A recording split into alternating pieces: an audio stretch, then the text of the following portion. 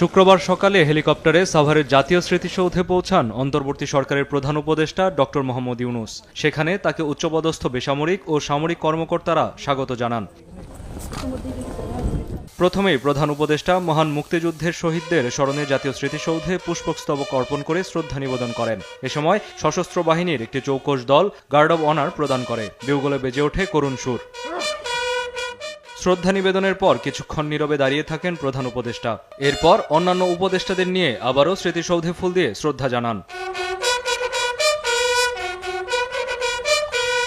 সেখানে বৈষম্য বিরোধী নতুন বাংলাদেশ গড়ার বিষয়ে আবারও নিজেদের পরিকল্পনা জানান উপদেষ্টারা। 1971 সনে যারা শহীদ হয়েছেন ওনাদের প্রতি শ্রদ্ধা জানিয়ে কাজ শুরু করাটা হচ্ছে শ্রেষ্ঠ বিগিনিং। উন্নয়নের মূল বিষয়টা যেন সাধারণ মানুষের কাছে পৌঁছায়, সুষম ও সমন্বিত সত্যিকারের টেকসই উন্নয়নে, সেটা আমরা চেষ্টা করব।